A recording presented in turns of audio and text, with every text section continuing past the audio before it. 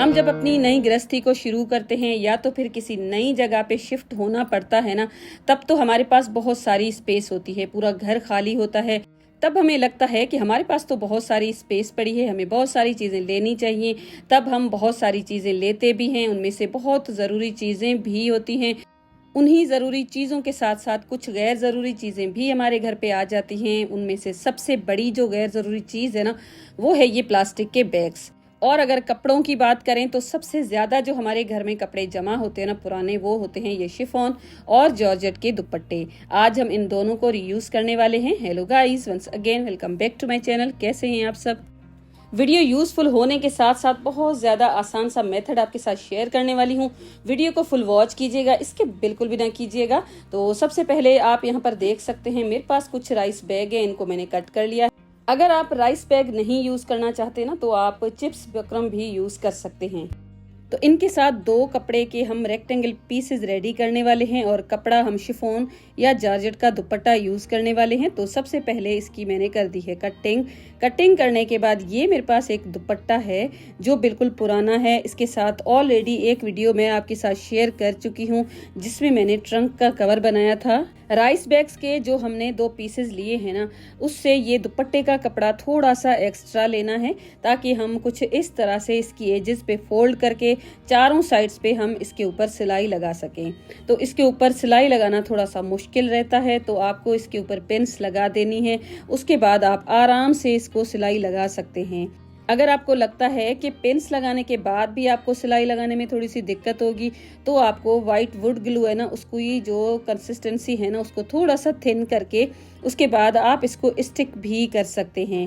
नहीं तो आप इसके ऊपर रफ टांके भी लगा सकते हैं बड़े बड़े। तो इस तरह से आप इस दुपट्टे को आराम से यूज कर सकते हैं। तो इस तरह से मैंने साइड से इसको कर दिया है फोल्ड, और फोल्ड करने के बाद इसके ऊपर मैं सिलाई लगा दूंगी। तो मैंने सोचा इसके ऊपर सिलाई लगाने का भी वीडियो थोड़ा बहुत आपके साथ शेयर करूं, ताकि अगर आपको लगता है कि इसके ऊपर सिलाई लगाने में आपको कोई दिक्कत आएगी तो आप इजीली लगा सकते हैं। बस आपको अपने हाथों से इसको अच्छी तरह से सेट करना है, और बस सिलाई लगाना तो इस मशीन का ही काम है, वो अपने आप लगाती ही रहेगी। तो बस इस तरह से इसके चारों साइड्स को मैंने सेट किया, और उसके बाद टॉप स्टिच लगा के इसकी जो एजेस है ना, उनको मैंने कवर कर दिया है। इस तरह से आपका जो ऑर्गेनाइजर बनेगा ना, एक तो मजबूत भी बनेगा, उसके साथ साथ आपको पाइपिंग करने की कोई ज़रूरत ही नहीं पड़ेगी, और लुक वाइज भी बहुत ही ब्यूटीफुल दिखने वाला है। एक पीस को रेडी करने के बाद दूसरा पीस जो सेम मेजरमेंट्स के साथ ही है, उसको भी सेम मेथड के साथ मैंने कर दिया है रेडी। और उसके बाद कुछ इस तरह से हम इसके सेंटर लेंगे। सेंटर लेने के लिए आपको दोनों साइड से इसको फोल्ड करना है, और जहां पर भी सेंटर इनके निकल रहे हैं ना, वहां पर आपको हल्के से पेन के साथ निशान लगा देने हैं। वैसे तो इन सेंटर निकाल के निशान लगाने की कोई ज़रूरत ही नहीं पड़ने वाली, लेकिन आपका काम इससे बहुत ज़्यादा आसान हो जाएगा अगर आपको अंदाज़ा है ना कि हमने इसको बिल्कुल ठीक तरह से रखा है। बिल्कुल आपको एक प्लस की साइन की तरह इसको रख देना है, और चारों साइड्स इसकी जब इक्वल होंगी ना, तब आपको इसकी दो साइड्स पे सिलाई लगा देनी है। तो लाजमी बिल्कुल भी नहीं है कि आप शिफॉन का दुपट्टा ही यूज करें, और जो हमने एजेस पे सिलाई लगाई है ना, वो मशीन के साथ लगाएं। अगर आपके घर पे मशीन नहीं है तो आप ये सिलाइयां हाथ से भी लगा सकते हैं। वो वीडियो भी मैं ऑलरेडी आपके साथ शेयर कर चुकी हूँ। अब इसकी ये जो साइड्स है ना, उसको हम कुछ इस तरह से सेट करके और उसके बाद सिलाई लगा देंगे, और उसके बाद बस ये बास्केट बन के रेडी हो चुकी है। इस स्टेज पे भी आप इसको यूज़ कर सकते हैं। और यहाँ पर आप देख सकते हैं इसके पॉकेट्स भी रेडी हो गए हैं। तो इसके अंदर अगर आप चाहें तो कार्डबोर्ड का कोई पीस भी लगा सकते हैं, ताकि इस बास्केट को और ज़्यादा स्टिफनेस मिल जाए। और बस अब हम इसकी लिड को बनाएंगे। लिड बनाने के लिए आपको ना ही किसी जिप की ज़रूरत पड़ने वाली है, ना ही किसी बटन की ज़रूरत पड़ने वाली है। बिल्कुल सिंपल सा ये आइडिया है, और उसके लिए यही जो राइस बैग के कुछ पीसेस पड़े हुए थे ना, वो ही मैंने ले लिए हैं। तो ये पीसेस थोड़े से कम थे और ज़्यादा प्लास्टिक मेरे पास थी नहीं, तो इन सबको मैंने जोड़ दिया। तो अब इसके जो जोड़ नज़र आ रहे थे ना, तो इसका भी कोई ना कोई सोल्यूशन ज़रूर निकालेंगे। तो मुझे ना इसके ऊपर लाइनिंग भी लगानी पड़ेगी। तो एक साइड से तो मैं शिफॉन का दुपट्टा यूज़ करूँगी, और दूसरी इसकी जो साइड है ना, वहाँ पर मैं कॉटन यूज़ करने वाली हूँ। तो इसकी जो साइज़ है ना, आपको इससे तकरीबन चारों साइड से 2-2 इंच के जितनी एक्स्ट्रा लेनी होगी। बस इसकी यही मेजरमेंट्स हैं, आप इस तरह से अंदाज़ा लगा सकते हैं। बस इतना ही आपको इसको एक्स्ट्रा लेना है, तकरीबन 2-2 इंच के जितना चारों साइड से एक्स्ट्रा ले लीजिए ये प्लास्टिक। तो ये प्लास्टिक की शीट मैंने रखी है, उसके ऊपर मैंने कॉटन का कपड़ा रखा है। अब इसके ऊपर मैं रखूंगी ये शिफॉन का दुपट्टा। थोड़ा सा एक्स्ट्रा आपको नज़र आ रहा होगा, इसको मैं बाद में कट कर लूँगी। तो यहाँ पर मैंने पिन्स लगा दी थी और उसके बाद 3 साइड से मैं इसकी सिलाई लगा दूंगी और एक साइड एज इट इज़ रखूंगी ताकि मैं इसको सीधा कर सकूं। और यहाँ पर आप देख सकते हैं सिलाई भी लग चुकी है। अब एक्स्ट्रा जो भी कपड़ा था उसको भी मैंने कट कर दिया है और उसके बाद मैं इसको सीधा करूंगी। सीधा करने के बाद टॉप पे स्टिच लगा के इसको मैं पूरा बंद कर दूंगी चारों साइड से। सेंटर से भी क्रॉस करते हुए मैंने 2 सिलाइयाँ लगाई थी ताकि इसको एक अच्छी सी शेप मिल जाए। अब यहाँ पर आप देख सकते हैं कॉटन का कपड़ा जब हमने इसके ऊपर लगाया है ना तो नीट लुक के साथ ये बन चुका है। अब इसके कॉर्नर्स को हम कट करेंगे। तकरीबन 1-1 इंच की मैंने दी है यहाँ पर गैप और यहाँ पर कुछ इस तरह से दोनों साइड्स पे मैंने इन कॉर्नर्स को कट कर दिया है। तो इनको कट करना बिल्कुल आसान है। बहुत सारे वीडियोस मैंने ऑलरेडी इस तरह से आपके साथ शेयर कर चुकी हूँ। तो यहाँ पर आप देख सकते हैं कुछ इस तरह से जब मैंने कट लगाया ना तो अब इसके कॉर्नर्स को मिला के और उसके बाद इसके ऊपर लगा दूंगी सिलाई। सिलाई लगाने के बाद बस ये लिड है ना हमारी रेडी हो जाएगी। इस तरह से इसको रेडी करने के बाद आपकी अब ये अपनी ही चॉइस है कि अगर आपको इसको बॉक्स के साथ जोड़ना है ना तो इसकी बैक साइड पे कुछ इस तरह से एक स्ट्रेट सिलाई लगा के जोड़ सकते हैं, नहीं तो आप इसको अलग से भी यूज़ कर सकते हैं। बैक साइड पे कुछ इस तरह से सिलाई लगाने के बाद मैंने हैंडल्स भी लगा दिए थे। उसके लिए मैंने जॉर्जेट का कपड़ा लिया था सेम, उसके अंदर मैंने ये राइस बैग डाल के उसके बाद कुछ इस तरह से ये मैंने बना दिए थे। अब इसकी दोनों साइड्स पे हम इनको लगा देंगे और लगाने के बाद इसके अंदर मैं कपड़े भी आपको दिखा देती हूँ रख के। बहुत सारे कपड़े आप इसमें ऑर्गेनाइज करके रख सकते हैं। ब्लैंकेट जो सिंगल होता है ना उसको भी आप इसके अंदर ऑर्गेनाइज करके रख सकते हैं और इसके बाद आप लिड को भी बहुत अच्छी तरह से लगा सकते हैं। ऐसा नहीं होगा कि आपकी लिड है ना ठीक तरह से बंद नहीं होगी, अच्छी तरह से ये बंद हो जाएगी क्योंकि हमने जो इसकी शेप है ना बिल्कुल इसकी साइज़ के अकॉर्डिंग ही बनाई है। बहुत ही आसान सा ये आइडिया है। इस तरह से अगर आपके पास पुराने दुपट्टे पड़े हैं, कोई पुराना कपड़ा पड़ा है वो भी रीयूज़ हो जाएगा और उसके साथ साथ आपके ऑर्गेनाइज़र है ना वो भी बहुत अच्छे से घर पे ही बन के रेडी हो जाते हैं। इसमें आपको ना कॉर्नर्स को कट करना है, ना कोई आपको पाइपिंग करनी है, कुछ भी नहीं करना, ना जिप ना बटन। बस आप इस तरह से सिंपल सा ये बना के रेडी कर सकते हैं। और इस अलमीरा में जो आपको ऊपर नज़र आ रहे हैं ना ये बिना सिलाई मशीन के मैंने बनाए, एक मैंने स्टेपलर के साथ बनाया है और एक मैंने हाथ की सिलाई के साथ बनाया है। तो इस तरह से हम अपनी क्रिएटिविटी के साथ छोटे मोटे से घर पे ही बहुत सारे आइडियाज़ फॉलो कर सकते हैं, पैसे भी बचा सकते हैं। अब जो दूसरा आइडिया आपके साथ मैं शेयर करने वाली हूँ वो जो जॉर्जेट का कपड़ा होता है ना बिल्कुल सिल्परी सा, उसी के साथ मैं बना के रेडी करूँगी। तो सबसे पहले ये जो चिप्स बकरम है इसी को मैंने ले लिया है और कुछ इस तरह से मैं इसको कट करूँगी।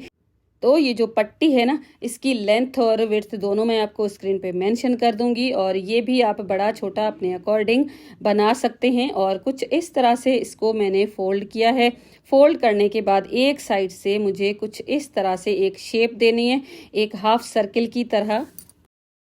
उसके लिए आप कोई भी गोल ऑब्जेक्ट यूज़ कर सकते हैं, जितने आपके फोल्ड्स हैं ना उसके अकॉर्डिंग आप ले लीजिएगा। उसके बाद इस तरह से ड्रॉ करके और बाद में आप इसको कट कर लीजिएगा। तो आपके ये जो सर्किल्स है ना हाफ एक ही साइज़ के साथ बन जाएंगे। तो बस कुछ इस तरह से मैंने इसको कर दिया है कट। एक बार खोलने के बाद आप चेक कर लीजिएगा कि कोई बड़ा या छोटा ना बना हो। उसके बाद ये मेरे पास कपड़ा है और इसके ऊपर मैं इसको स्टिच करने वाली हूँ, स्टिक करने वाली हूँ।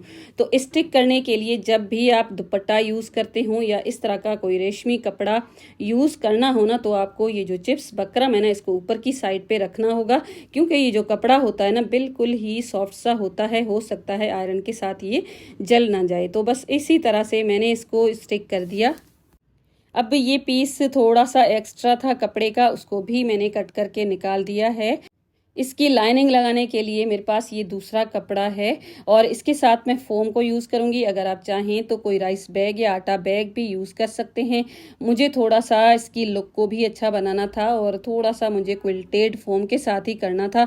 तो मैंने इस पीस के ऊपर फोम रख के इसके ऊपर सिलाइयाँ लगा दी हैं और सिलाइयाँ लगाने के बाद ये पीस जब इस तरह से रेडी हो गया ना तो हमने मेन फैब्रिक जो बना के रेडी किया है उसको इसके ऊपर उल्टा रखूँगी और जहाँ पर भी हमने डिज़ाइनिंग दी है उसके ऊपर सिलाई लगा दूंगी।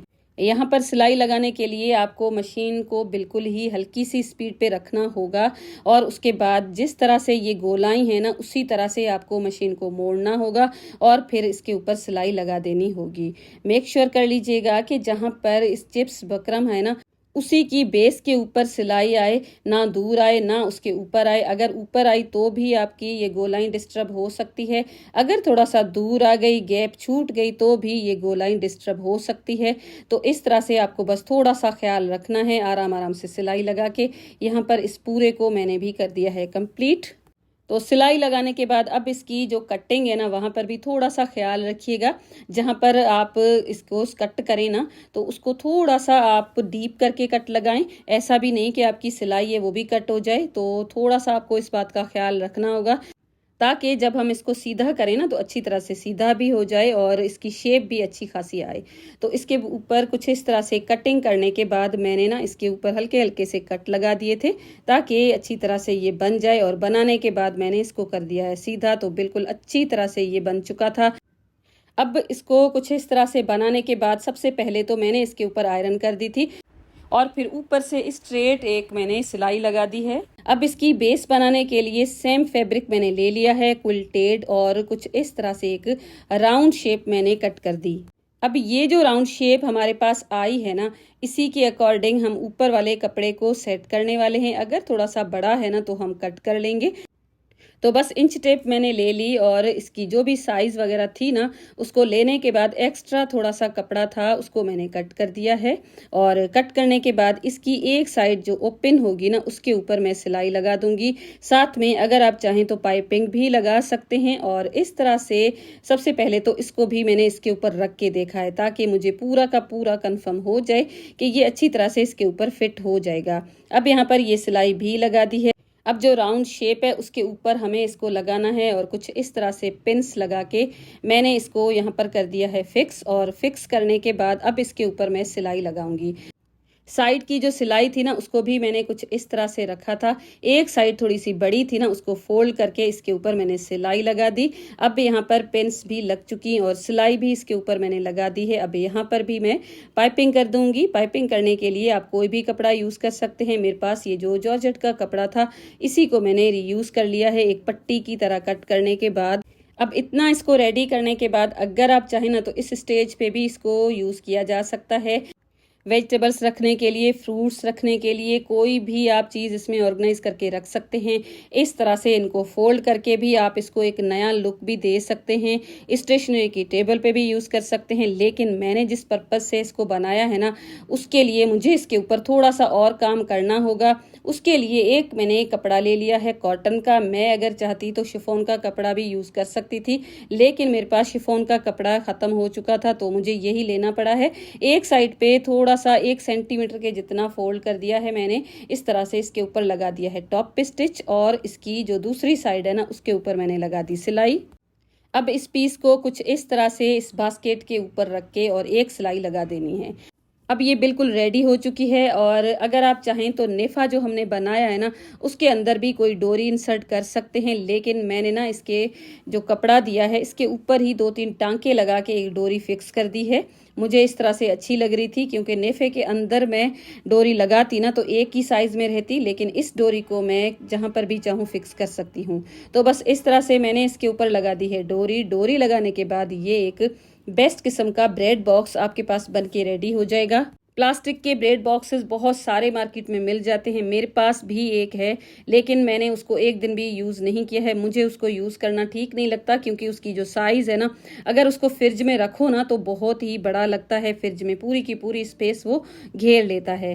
तो इस तरह से अगर आप एक छोटी सी जितनी आपकी ब्रेड होती है ना घर पे उसके अकॉर्डिंग बना देंगे ना तो आपके लिए बहुत ज़्यादा आसानी हो जाएगी। और कपड़ा है तो हम बहुत अच्छी तरह से इसको यूज़ कर सकते हैं। ऐसा नहीं कि हमने प्लास्टिक में कोई चीज़ रखी है तो इसके अंदर अगर आप प्लास्टिक रिमूव करके ब्रेड रखेंगे या अगर आप खुद बेकिंग करते हैं ना तो भी आप पूरा लोफ इसके अंदर रख सकते हैं। इस तरह से ये जो बर्गर बन्स वगैरह होते हैं ना उनको भी आप स्टोर करके इजीली रख सकते हैं। तो बहुत ही एक यूजफुल सा ये ऑर्गेनाइजर है जो दिखने में भी उतना ही अच्छा लगेगा आपके घर पे रखा हुआ। आई होप आपको भी पसंद आया होगा। पसंद आया है तो वीडियो को लाइक कीजिएगा, कमेंट करके ज़रूर बताइएगा और उसके साथ साथ चैनल पे नए हैं तो सब्सक्राइब ज़रूर कीजिएगा। और उसके साथ साथ बेल का आइकॉन हिट कीजिएगा। और आज मुझे दीजिएगा यहाँ पर इजाज़त। मिलूंगी आपके साथ नेक्स्ट वीडियो में। अपना बहुत ज़्यादा ख्याल रखिएगा। Thanks for watching. Take care and bye bye.